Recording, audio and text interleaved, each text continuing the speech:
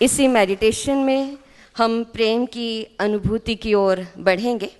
आप सभी तो शीलू दीदी जी के व्यक्तित्व से परिचित हैं ही।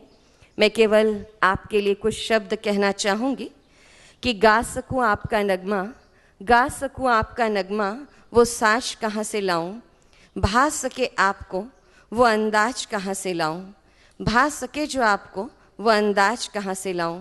चांद सितारों की तारीफ़ करना तो आसान है, मगर हो आपकी तारीफ़ वो अल्फाज कहाँ से लाऊं, वो अल्फाज कहाँ से लाऊं। तो मैं ज़्यादा वक्त नहीं लूँगी और मैं आदरणीय शीली दीदी जी को आमंत्रित करती हूँ कि हमें समाज में मूल्यों को बढ़ाने में मेडिटेशन की क्या भूमिका है, पहले इससे परिचित कराएंगी और उसके पश्चात हम गहन योग की अनुभूति की ओर जाएंगे। ओम शांति, ओम शांति, ओम शांति।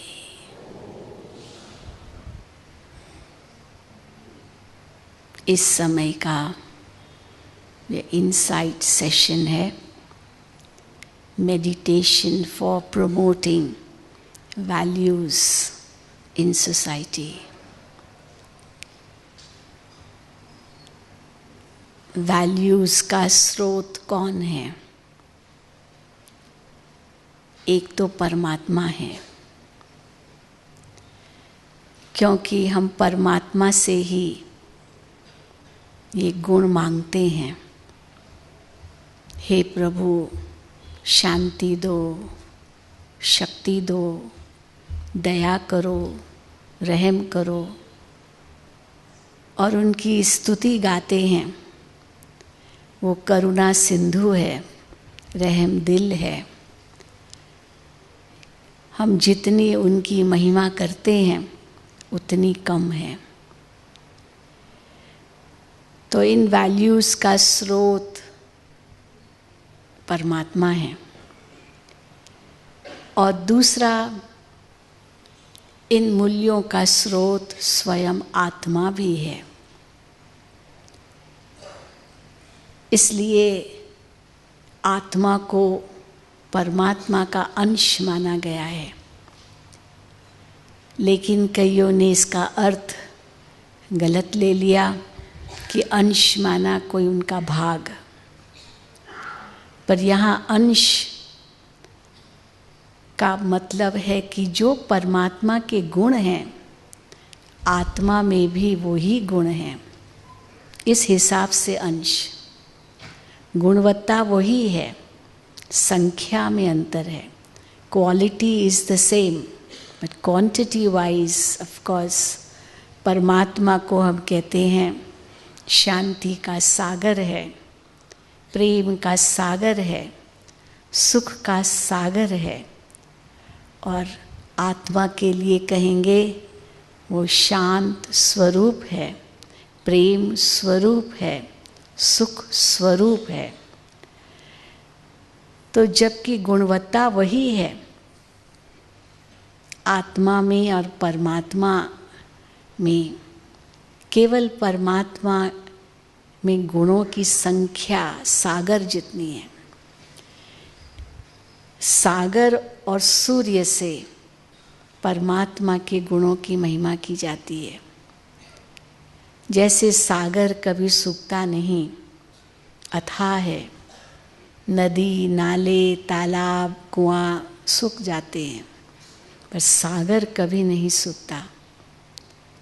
तो परमात्मा की महिमा सागर से करने का यही अर्थ है कि उनके गुण कभी खूटते नहीं। और दूसरा, सूर्य से परमात्मा के गुणों की महिमा की जाती है। ज्ञान सूर्य प्रगटिया, अज्ञान अंधेर विनाश। जब सूर्य प्रकट होता है तो चारों ओर चाहे कितने भी बल्ब जलाए जाए, रोशनी की जाए, वो सब बेकार है। सूर्य उदय होते ही ये सब प्रकाश जो जलाया जाता बेकार लगता है। क्योंकि सूर्य की भेंट में वो तो कुछ भी नहीं है। तो ज्ञान सूर्य जब परमात्मा उदय होते हैं तो अज्ञान अंधकार का इतना सहज विनाश हो जाता है। इसलिए ही हम परमात्मा को प्रार्थना करते हैं, असतो मां सतगमय, तमसो मां ज्योतिर्गमय, मृत्यु मां अमृतम गमय। परमात्मा हम इस असत्य से सत्य की ओर ले जाते हैं, अंधकार से प्रकाश की ओर ले जाते हैं, मृत्यु के भय से उबार अमृतत्व का अनुभव कराते हैं। ये तब हो सकता है जब हमें वो स्पिरिचुअलिटी हो, क्योंकि आत्मा अजर अमर अविनाशी है, परमात्मा भी अजर अमर अविनाशी है, और वास्तव में यही दोनों सत्य है। सत्य की यही परिभाषा है। एक बहुत सुंदर कहानी याद आती है राजा जनक की। राजा जनक को एक स्वप्न आया। उसने देखा कि किसी अन्य राजा ने उन पर आक्रमण किया और उनका राज्य छीन लिया, और जनक राजा को बंदी बनाया गया। जनक राजा के लिए गायन है, वो विदेह राजा था, महलों में रहता था, लेकिन महलों से कोई मोह नहीं था। अब स्वप्न देखा कि उनका राज्य छीन लिया गया और जनक राजा को उस जिसने राज्य छीन लिया या विजयी हुआ उसके सामने लाया गया, और उस राजा ने जनक राजा से पूछा, अब आप इस राज्य के राजा नहीं हो, वो मैं हूँ, तो मैं आपके साथ कैसा असूल करूँ, किस प्रकार व्यवहार करूँ? तो इस राज्य में आप बंदी होकर रहना चाहते हो या आप इससे छूटना चाहते हो? क्या चाहते हो? यहाँ तो राजा ही तो आपकी चली गई। तो राजा जनक ने बहुत सुंदर शब्दों में कहा कि मुझे ये न राजा ही चाहिए न मैं बंदी हूँ, मुझे आप जंगलों में भेज दीजिए, मैं जंगल में जाके तपस्या करूँगा। इस राजा ही का मोह तो वैसे ही नहीं है। तो उस राजा ने उस जनक राजा को भेजा सिपाही के साथ कि इसको जंगल में छोड़ दो। तो रास्ते में सब स्वप्न देख रहा है। रास्ते में उसे भूख लगी और सोचा कि जंगल में कहाँ मुझे कुछ खाना मिलेगा। तो सिपाही से कहा कि आपके पास कुछ हो तो मुझे दो, भूख लगी है, फिर ढूंढूंगा। तो अब उस सिपाही ने अपना जो उनके पास थोड़ा भोजन था उसे दिया, और राजा जनक जैसे ही मुख में डालने तक ही हाथ बढ़ाए, उसी समय एक चील, ईगल आकाश से उड़ता हुआ आया और उसके हाथ पर झपटा मारा वो भोजन लेने के लिए। उसी समय उसकी आँख खुल गई। आँख खुल गई और देखा कि न किसी राजा ने मुझ पर चढ़ाई की, न ही मैं बंदी बना, न ही मैं जंगल में जा रहा हूँ, न ही मुझे भूख लगी है। मैं तो अपने महल में अपने बिस्तर पर सोया हुआ हूँ और इतना सुंदर ये महल है। तो सत्य क्या है? क्या ये सब सत्य है? अच्छा, जो वो हमने स्वप्न देखा वो सत्य है? तो अष्टावक्र उनके गुरु थे। अपने गुरु से ये प्रश्न किया कि सत्य क्या है? तो गुरु ने उन्हें बहुत सुंदर बात कही कि अष्टावक्र ने कि ये जो आप महल देख रहे हो ना, ये सत्य है, क्योंकि ये सब परिवर्तनशील है, सब बदलने वाला है। और वो जो स्वप्न देखा वो भी सत्य नहीं है, दोनों ही सत्य नहीं है। तो फिर सत्य क्या है? एक बहुत बड़ा प्रश्न आता है आध्यात्मिक में, सत्य क्या है? तो सत्य की परिभाषा जो दी गई कि सत्य वही है जिसने दोनों का अनुभव किया। अनुभव किसने किया? अनुभव ये शरीर ने नहीं किया, आत्मा ने किया। तो ये भी अनुभव करने वाली आत्मा है। वो स्वप्न भी आत्मा ने ही अनुभव किया, तो जिसने अनुभव किया वो सत्य है, क्योंकि वो दोनों में थी, यहाँ भी है और वो स्वप्न में भी थी। तो अनुभव करने वाली शक्ति आत्मा है। अब आत्मा उस परमात्मा से मांगती है, शांति चाहिए। शरीर को शांति नहीं चाहिए। शरीर की शांति का अर्थ होता है मृत्यु। जब किसी की मृत्यु होती है तब कहते हैं देह शांत हो गया, इनका देह शांत हो गया। फिर कहेंगे हे प्रभु इनकी आत्मा को शांति देना। लेकिन जैसे सवेरे बताए कटु सत्य, तो एक और कटु सत्य है कि जिसने जीवन में शांति अनुभव नहीं की, वो आत्मा जहाँ भी जाएगी अशांति रहेगी। इसीलिए कहा गया है शांति है तो अभी है, और अभी नहीं है तो कभी नहीं है। इट इज़ नाउ और नेवर, क्योंकि वो आपकी सोच में है। इसलिए जब हम ओम शांति का मंत्र देते हैं या कहते हैं मैं आत्मा शांत स्वरूप हूँ, जैसे ही मैंने ये सोचा शांति उसी वक्त अनुभव होती है। It is only one thought away, only one thought away. और वो थॉट मेडिटेशन हमें देता है कि आप वो सत्य आत्मा हो, आपका स्वभाव शांति है, आप शांति धाम के वासी हो और शांति के सागर परमात्मा की संतान हो। इसलिए 3 बार शांति शब्द का प्रयोग होता है। तो जिसका अपना स्वभाव शांति है, जिसका धाम शांति का धाम है, जिसका पिता शांति का सागर है, वो कभी अशांत नहीं हो सकता। लेकिन आत्मा को ये भूल जाता है। आत्मा इस बात को भूल जाती है, खुद को तो भूलती है कि मैं शांत स्वरूप हूँ, पर जिस धाम से आई है उस घर को भी भूल जाती है कि वो शांति का धाम है। और जिस पिता परमात्मा की संतान है उसको भी भूल जाती है। और ये संसार जो भूल भुलैया का खेल है, ये भूल भुलैया का खेल है, स्मृति और विस्मृति का खेल है केवल। बस स्मृति है तो सब कुछ आपका, विस्मृति है तो कुछ भी नहीं आपका।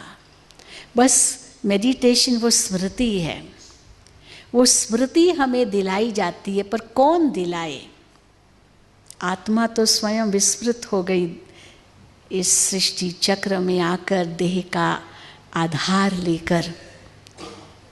अब वो स्मृति परमात्मा ही दिला सकते हैं, क्योंकि वो इस चक्र से परे है। आत्मा चक्रों में आती है, जन्म मरण का चक्र और उसके साथ कई चक्र हैं। जन्म मरण के चक्र के साथ दूसरा चक्र है कर्म और फल का चक्र। कर्म फल के चक्र के साथ तीसरा चक्र है पाप और पुण्य का चक्र।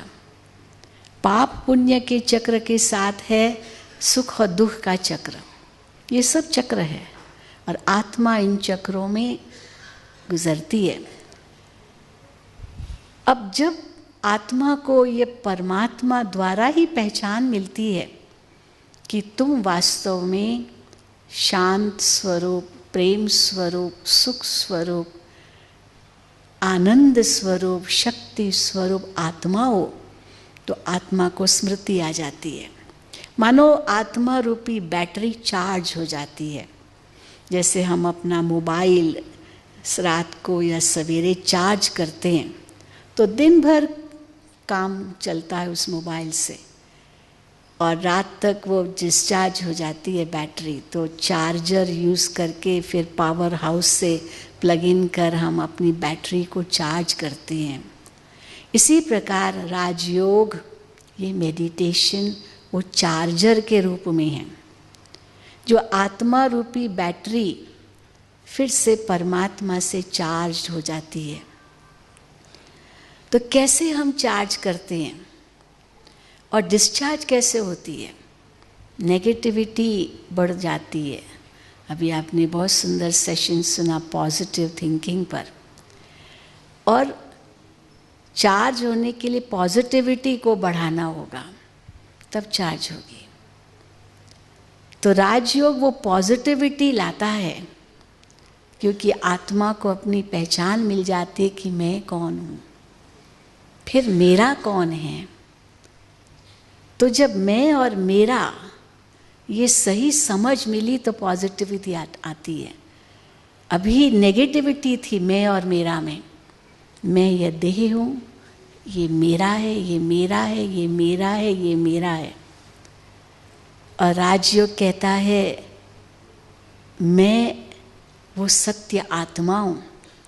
अगर मैं देह से अपने को आइडेंटिफाई कर रही हूँ, ये असत्य है, ये परिवर्तनशील है। इसलिए मैं आत्मा हूँ, ये सत्य पहचान हमें मिल गई, और उस सत्य परमात्मा को हमने पहचान लिया। वो परम आत्मा है, वो भी एक आत्मा है लेकिन परम है, ज्ञान में, गुणों में, शक्तियों में, कर्तव्यों में सबसे परम, ऊंचे से ऊंचा, पर है तो वो भी एक आत्मा। और ये लाइकनेस अट्रैक्ट करेगी। प्रकृति के अंदर हम देखते हैं unlike poles attract each other, like poles repel each other, पर आध्यात्मिकता में लाइकनेस अट्रैक्ट्स, और जहाँ विरोधाभास है वहाँ रिपेल होंगे। इसलिए लाइकनेस अट्रैक्ट्स माना परमात्मा के साथ उस लाइकनेस में आना है, तब मेडिटेशन होगा। हम यही कहते थे पूजा करता हूँ, पाठ करता हूँ, जप करता हूँ, तप करता हूँ, हवन करता हूँ, तीर्थ करता हूँ, यात्राएं करता हूँ, तो भी ये मन इतना चंचल क्यों नहीं लगता ईश्वर में? क्योंकि अनलाइकनेस था, बहुत विरोधाभास था। परमात्मा तो पावन और मैं तो पतित। अब वो पावन और पतित का मेल कैसे होगा? परमात्मा तो ऊंचे से ऊंचा, सातवें आसमान में रहने वाला, और मैं तो इस संसार का प्राणी। अब कैसे मेल होगा? परमात्मा तो न नाम है, न रूप है, न गुण है, सब नेमलेस, फॉर्मलेस, टेस्टलेस, सब लेस कर दिया, और मैं तो फलाना नाम, फलाना रूप, फलाना धर्म, फलाना जाति, इतने लेबल्स लगा दिए अपने ऊपर, तो उससे कैसे योग होगा? इसलिए योग नहीं हुआ। अब राजयोग में ये लेबल्स सब जो मैंने लगाए आज तक, वो सब हटाने होंगे, और अंतर, इनसाइड आउट जैसे कहा, उसको हमें जागृत करना है, और उस परमात्मा के सानिध्य में वो अनुभूति करनी है। वो पावर हाउस है, और वो सानिध्य तब अनुभव हो जब कुछ लाइकनेस हो। एक तो स्वरूप की समानता है, आत्मा भी ज्योति स्वरूप है, परमात्मा भी ज्योति स्वरूप है। आत्मा उस परमधाम का वासी है, इस संसार में तो मेहमान है। परमात्मा भी उसी धाम का वासी है। आत्मा शांत स्वरूप, प्रेम स्वरूप, सुख स्वरूप है, और परमात्मा शांति, प्रेम, सुख, आनंद, शक्ति का सागर है। मैं स्वरूप हूँ। इस हिसाब से अंश कहा, और यही अंश फिर मिल जाए, इसको ही कह दिया आत्मा परमात्मा में विलीन हो जाए। इसी को ही मेडिटेशन कहा, ध्यान कहा। अब वास्तव में आत्मा परमात्मा में मिल जाए, ये एक कोई भौतिक चीज़ नहीं है, जैसे बूंद सागर में मिल गई, क्योंकि आत्मा भी अविनाशी है, परमात्मा भी अविनाशी है। दोनों ही अविनाशी सत्ताएं हैं, दोनों ही सत्य है। अगर किसमें मिल गई तो वो सत्य नहीं रहा। इसलिए आत्मा भी सत्य, परमात्मा भी सत्य, दोनों ही सत्य है, पर ये मिलन, ये मेडिटेशन का अनुभव है, जिसमें ऐसे आत्मा महसूस करती कि मैं वो शांत स्वरूप आत्मा उस शांति के सागर में मिल गई। जैसे इसको का बूंद सागर में समा गई। ये मिलन हमारी बहुत ऊंची स्टेज है, और जिस मिलन में अनुभव क्या होता है कि जो परमात्मा के गुण है वो मेरे गुण संपूर्ण रूप से बन जाते हैं।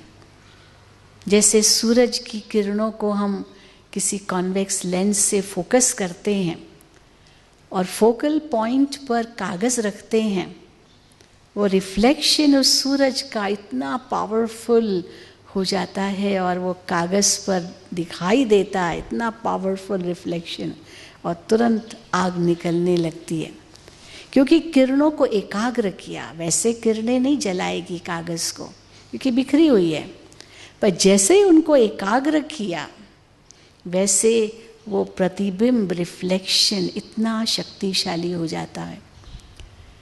यानी सूरज को हमने एक कागज़ में समेट लिया, उस बिंदु में, सिंधु को बिंदु में समेट लिया। जो परमात्मा बिंदु और उसमें सिंधु है, उस सिंधु को बिंदु में फिर से समेट लिया। अब यही अनुभूति हम राजयोग में करते हैं। उस परम पवित्र परमात्मा को जो सर्व गुणों का भंडार है, उसको कैसे मैं अपने मन में स्थान दे देती हूँ, उनके गुणों को अपने अंतर में भर लेती हूँ और उनके गुणों को प्राप्त कर आत्मा अपने संपूर्ण स्थिति को प्राप्त करती है। आत्मा का अस्तित्व खत्म नहीं होता, लेकिन उनके गुणों को संपूर्ण रूप से प्राप्त कर लेती हूँ। इसी कोई कह दिया आत्मा सो परमात्मा, आत्मा परमात्मा बन जाती है। वास्तव में परमात्मा कोई बनते नहीं है, वो स्टेटस नहीं है, कोई डिग्री नहीं है। वो तो परमात्मा तो हमारे माता पिता हैं, शिक्षक हैं, सतगुरु हैं, लेकिन उनकी सब शक्ति को आत्मा ग्रहण करके अपने संपूर्ण स्थिति तक आ जाती है। यही राजयोग है। तो चलिए अब हम इसका एक सुंदर अभ्यास करेंगे। अभी अभी मैं आ रही थी तो मुझे किसी ने पूछा, बहन जी ये आपके मेडिटेशन से क्या हम कुछ चमत्कार कर सकते हैं, हम ये कर सकते हैं, हम वो कर सकते हैं, बहुत कुछ बातें कही। हमने कहा देखिए, राजयोग में चमत्कार को नमस्कार नहीं है। चमत्कार न हमारा लक्ष्य है। चमत्कार क्या हो, हम अनुभव करेंगे कि आत्मा उस परमात्मा के गुणों में खो जाए और उनकी शक्ति को स्वयं में प्राप्त करके अपने संपन्न स्वरूप तक आ जाए। यही वास्तव में, इनसे बड़ा चमत्कार क्या चाहिए। इस संसार की उपलब्धियों को पाने का कोई चमत्कार नहीं चाहिए हमें, और न ही वो चमत्कार कोई स्थायी होगा, फिर विनाशी है सब कुछ। इसलिए चमत्कार को नमस्कार हमें नहीं करना है, पर आत्मा की ज्योति जग जाए, हमारी बुद्धि विशाल हो जाए, दूरांदेशी बन जाए, दूरदृष्टि हो जाए, तीनों कालों को हम समझ सकें, हमारा हर कर्म श्रेष्ठ बन जाए, जीवन में ईश्वर के वो गुण आ जाए, यही चमत्कार है। जिसको मनुष्य असंभव समझते हैं वही संभव हो जाता है इस राजयोग से। और सबसे बड़ा चमत्कार, ये संसार ही बदल जाता है, जिसको हम कहते हैं self transformation leads to world transformation. हमारी सोच, हमारी वृत्ति, हमारी स्मृति, हमारी कृति, सब में परिवर्तन। इसलिए इसको योग अग्नि कहते हैं। जैसे अग्नि में कोई चीज़ पड़ी वो बदल जाती है, वही रूप से बाहर नहीं आती, बदल जाती है, डिपेंड्स कौन सी चीज़ डाली। तो योग द्वारा आत्म परिवर्तन होता है, कोई स्थूल परिवर्तन की बात नहीं, परंतु स्मृति, दृष्टि, वृत्ति, ये सारी जो सूक्ष्म शक्तियां हैं आत्मा की, इनमें एक परिवर्तन आता है। जैसे सवेरे एक गेस्ट ने बहुत सुंदर बात कही, सतो रजो तमो की स्थिति। तो आत्मा इन सतो रजो तमो के चक्र में जाती है, पर फिर तमो से फिर सतो बन सकती है। और कैसे बनेगी? उस परमात्मा के सानिध्य में रहकर, उसके संग का रंग लगाकर। इसी को हम सत्य संग कहते हैं। उस सत्य परमात्मा के संग में फिर से वो रंग चढ़ जाए और आत्मा वापस अपने सतो स्थिति तक पहुंच जाए, रिचार्ज हो जाए। तो चलिए अब हम इसका सुंदर अनुभव करेंगे। आंखें खुली रखें, क्योंकि आंखें बंद करने से दो ड्रॉबैक्स है। एक तो आपकी इमेजिनेशन 100 फोल्ड हो जाएगी, कल्पना शक्ति इतनी बढ़ जाएगी जो आप कहाँ से कहाँ पहुँच जाएंगे, क्योंकि आंखें तो बंद हैं। मन की आंख पता नहीं क्या क्या देखेगी। और दूसरा ड्रॉबैक है कि राजयोग के बदले निद्रा योग हो सकता है। और आपको उस जैसे नींद में भी एक शांति की अनुभूति होती है, इसी प्रकार निद्रा योग में भी शांति की अनुभूति होती है। पर राजयोग में केवल शांति नहीं, शांति के साथ प्रेम, खुशी, आनंद, शक्ति, जो सातों ही मूल गुण हैं आत्मा के, जो कोर वैल्यूज़ है जीवन के, वो सारे ही अनुभव होते हैं। सतरंगी शक्ति का अनुभव होता है, केवल शांति नहीं। और ये लाल प्रकाश से भी हम वाइब्रेशंस लेते हैं। ये परमधाम का प्रकाश है, गोल्डन रेड, ये शक्ति का प्रकाश है, ये आत्मा की चरम स्थिति का अनुभव है। और इस स्थिति में आत्मा अपने आप को उस संपूर्ण स्वरूप में अनुभव कर सकती है। तो वाइब्रेशंस भी पावरफुल है, वो भी हम अपनी आँखों से ही लेते हैं। और सामने वाले जो बैठे हैं स्टेज पर, वो भी आपको सकाश दे सकते हैं, वाइब्रेशंस दे सकते हैं। और कई अपना अनुभव ऐसे सुनाते हैं कि सामने ये बहनें बैठी थी तो ऐसे लगा ये कोई बैठा नहीं है, पर लाइट ही लाइट अनुभव हुई, क्योंकि ये वाइब्रेशंस उनको मिले। इसलिए आंखें भल खुली रहे। आंखें मन का दर्पण है। ये आंखें भी आपकी पवित्र हो जाएगी, मन तो पवित्र हो ही जाएगा इस पवित्र वातावरण में, पर आंखें भी पवित्र हो जाएगी। और इन पवित्र आंखों से फिर आप जिसको देखेंगे उनको भी पवित्र कर सकेंगे। ये चमत्कार ज़रूर आप कर पाएंगे। तो चलिए सीधा बैठेंगे।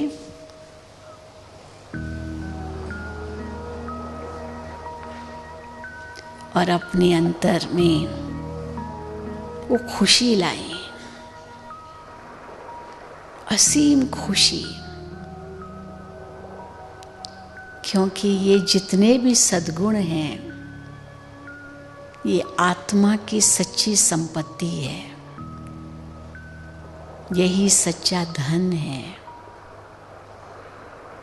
जैसे धन पाकर इंसान बहुत खुश होता है, तो ये आत्मा के गुण, उनके वैल्यूज़, यही आत्मा का सच्चा धन है, जिसको कोई लूट नहीं सकता, जिसको कोई चोर छीन नहीं सकता, आग जला नहीं सकती। ये मेरी सच्ची प्रॉपर्टी है, सच्ची संपत्ति है। तो मैं आत्मा हूँ, इन गुणों से संपन्न हूँ। ये चिंतन करने से ही अंतर में खुशी आ जाती है। और दूसरा, एक नशा चढ़े। कहा जाता सब नशों में है नुकसान, सिवाय एक नशे के, नाम खुमारी नानका चढ़ी रहे दिन रात। उस परमात्मा की याद, वो खुमारी, वो नशा सच्चा नशा है। जिस नशे की भेंट में अन्य सब नशे क्षणभंगुर है, विनाशी है, दुखदाई है, यही नशा परमात्म मिलन का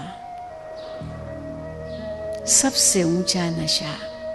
तो अंतर में खुशी लाएं कि मैं आत्मा सच्ची कमाई करने बैठी हूँ, और दूसरा नशा चढ़ाएं कि उस सर्वोच्च, सर्वोपरि, सर्वश्रेष्ठ, सर्वोत्तम परमात्मा से मिलन का अनुभव कर रहे हैं।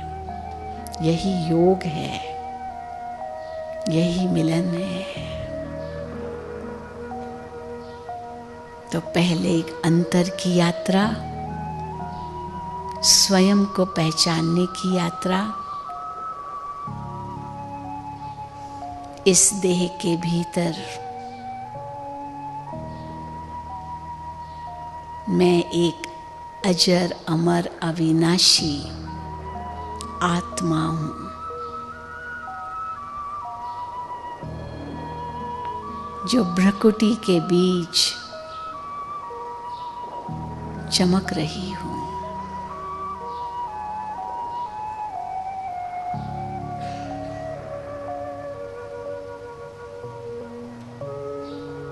अपना विचारों का फोकस आज्ञा चक्र पर करें, भ्रकुटी पर करें। मैं यहीं से अपनी इंद्रियों को आज्ञा दे रही हूं, आंखों द्वारा देख रही हूं, कानों द्वारा सुन रही हूं। अब मैं आत्मा इन इंद्रियों के आकर्षण से परे जा रही हूं।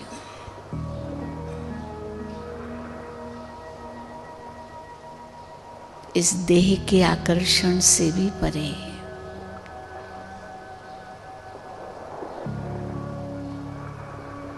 मन और बुद्धि से, देह और देह की दुनिया से डिटैच हो जाए।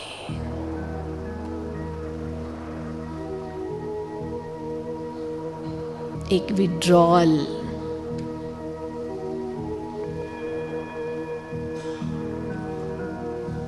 आत्मा अनुभव करे।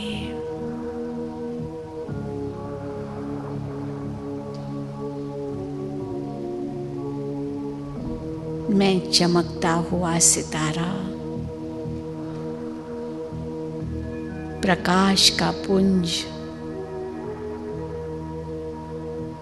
अजर अमर अविनाशी चेतन सत्ता, मेरे चारों ओर प्रकाश ही प्रकाश है।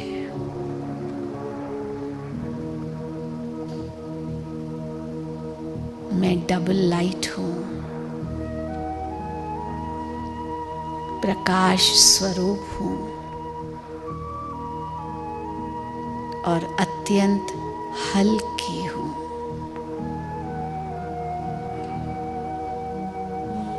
डबल लाइट आत्मा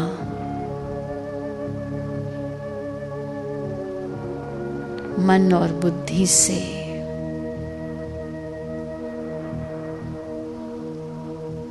उड़कर इस साकार दुनिया से दूर, आवाज की दुनिया से परे,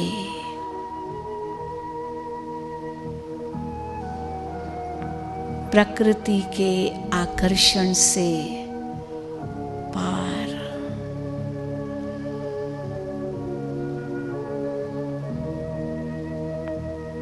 जहां सूर्य, चांद, सितारों का भी प्रकाश नहीं पहुंचता, वहीं मन बुद्धि से पहुंच जाए आत्मा। एक बेहद प्रकाश की दुनिया में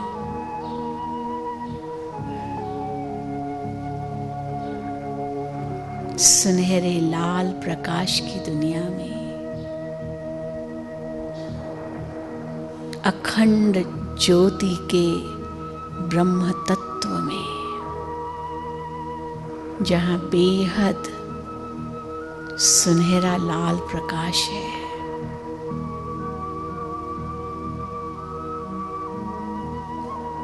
असीम शांति है।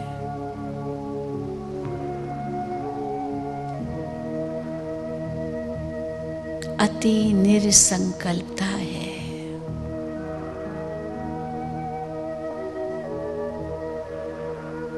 अति न्यारी और प्यारी स्थिति है।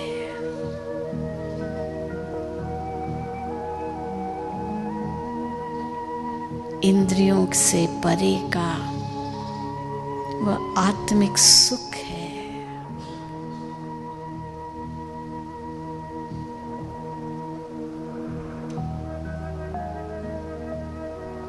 और मन की आंख परमात्मा को देखिए।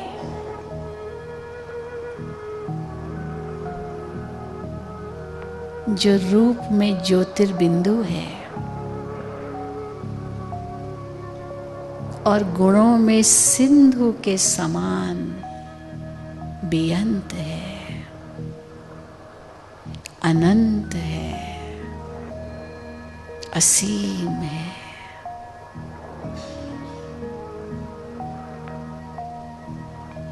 उस बिंदु में सिंधु की परम शक्ति है। वही मेरे परम पिता हैं।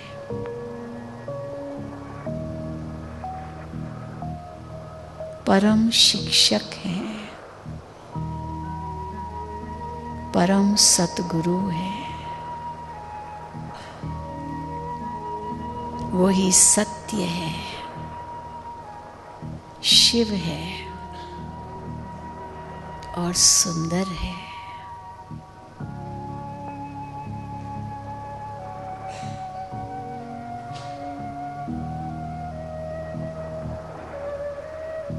आत्मा उस सत्यम शिवम सुंदरम को निहारती रहे।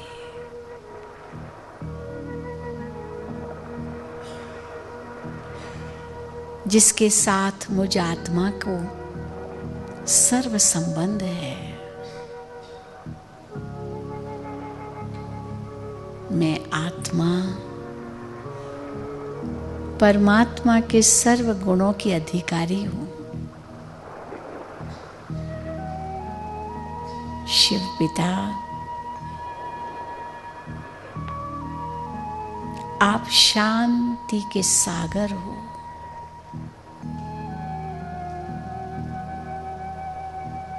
मैं आत्मा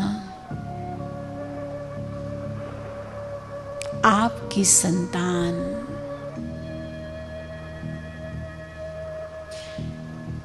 शांत स्वरूप हूं।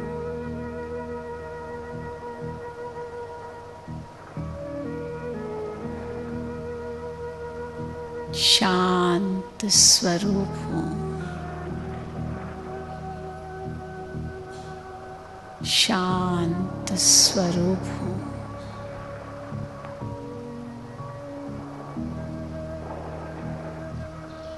शांति की शक्ति उस परम सिंधु से जो बिंदु में समाया हुआ है, निकलकर मुझ आत्मा को प्राप्त हो रही है।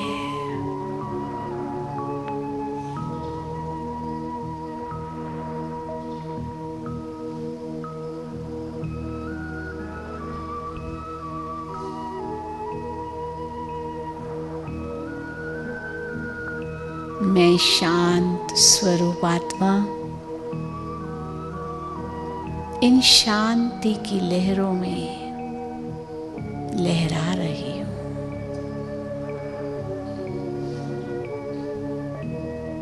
शांति की शक्ति मुझ आत्मा को शक्ति प्रदान कर रही है।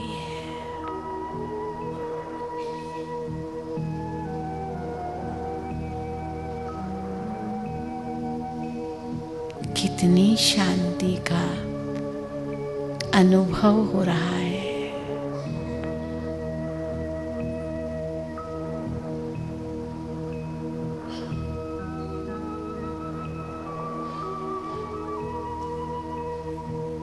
कितना हल्कापन,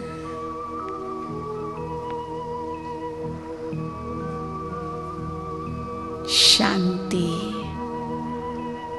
मुझ आत्मा का मूल स्वभाव है। शांति मुझ आत्मा का निज धर्म है। शांति धाम मुझ आत्मा का स्वधाम है। और शांति का सागर पिता परमात्मा मुझ आत्मा का परम पिता है।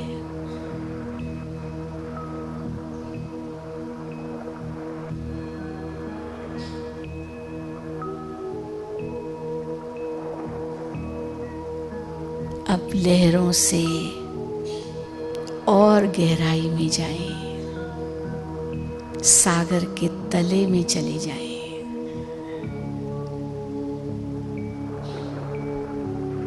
जहां बिल्कुल शांत हो जाए, कोई संकल्प नहीं,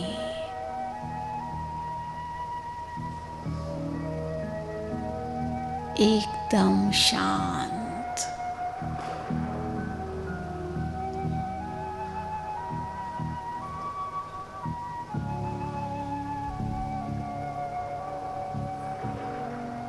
शांति की शक्ति से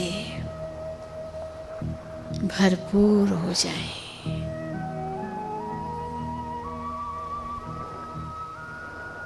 शिव पिता के सानिध्य में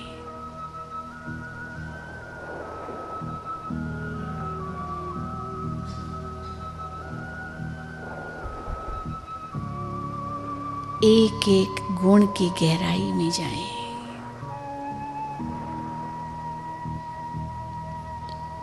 परमात्मा प्रेम का सागर है।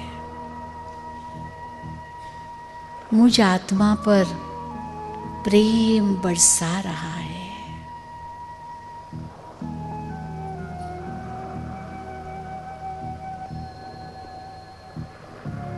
प्रेम की वर्षा परमात्मा से मुझ पर आ रही है।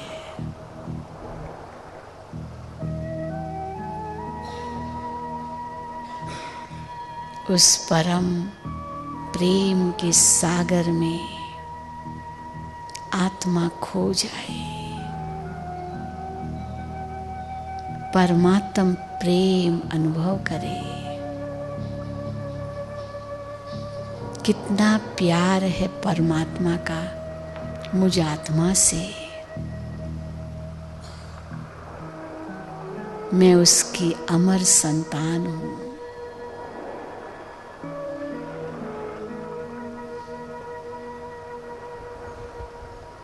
शिव पिता, मैं आत्मा आपकी ही थी, आपकी ही हूं और आपकी ही होकर रहूंगी।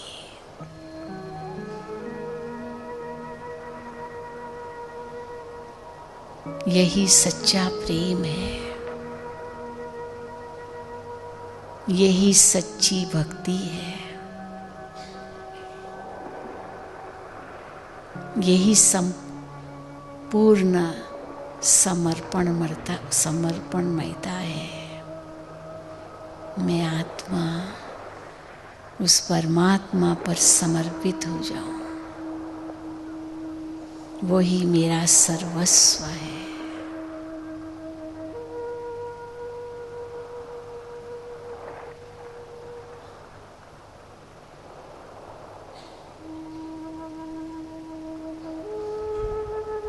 उनकी ही याद से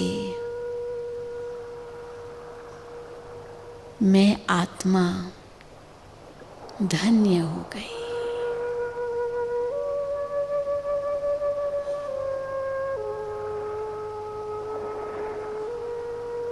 जो पाना था वह मैंने सब कुछ पा लिया बाबा।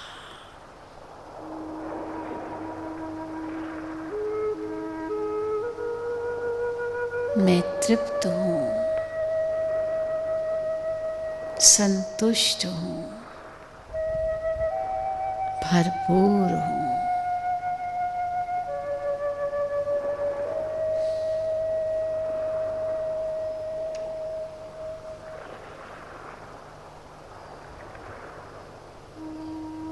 और गहराई में चले जाएं। उस सर्वशक्तिमान पिता परमात्मा की संतान, मैं शक्ति स्वरूप हूँ।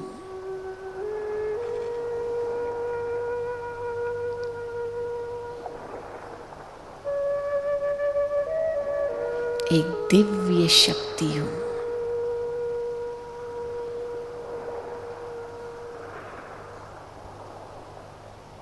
उस परम शक्तियों के स्रोत से शक्तियों की किरणें प्राप्त कर रही हूँ।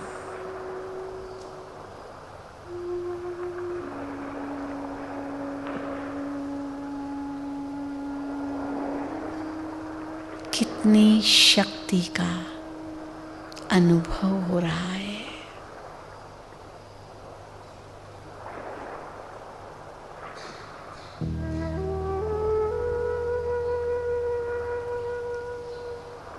मैं आत्मा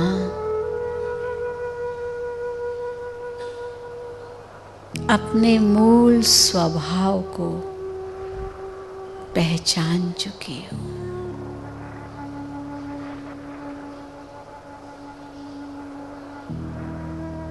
उस परम स्रोत से संबंध जोड़कर मैं धन्य हो गई।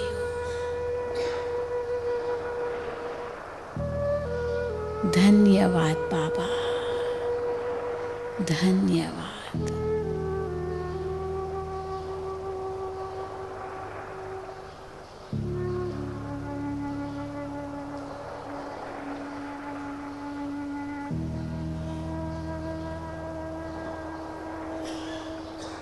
अब इसी शक्ति को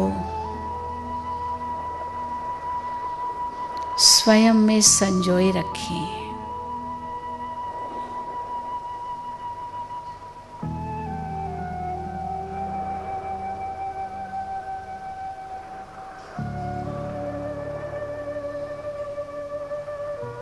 मुझ आत्मा को अपूर्ण स्मृति आ गई है कि मैं कौन हूँ, मेरा कौन है।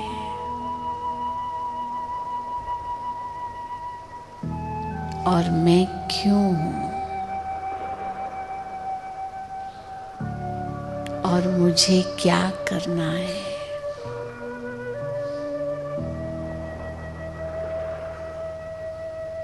मुझे इन्हीं गुणों और शक्तियों को सारे जग में फैलाना है। यही मेरा कर्तव्य है, यही मेरा उद्देश्य है।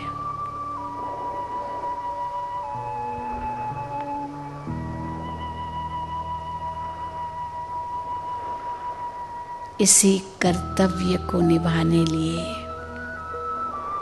परमात्मा ने आज्ञा दी है।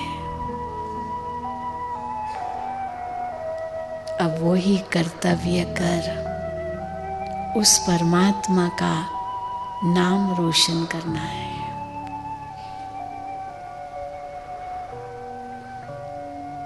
तभी ये संसार सुखमय बनेगा, तभी ये दुनिया स्वर्गीय बनेगी, तभी ये संसार सतयुग कहलाएगा।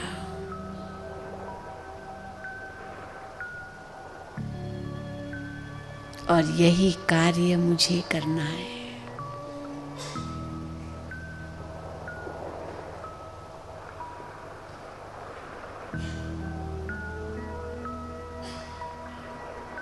अब इस शक्ति को स्वयं में समाकर वापस लौटे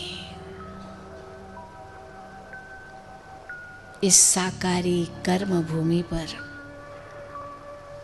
कर्म क्षेत्र पर,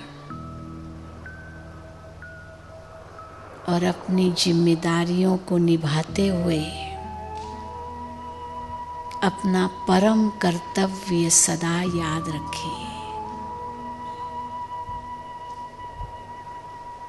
यही जीवन की सार्थकता है,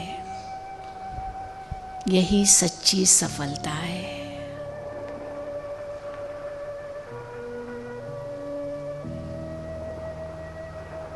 ओम शांति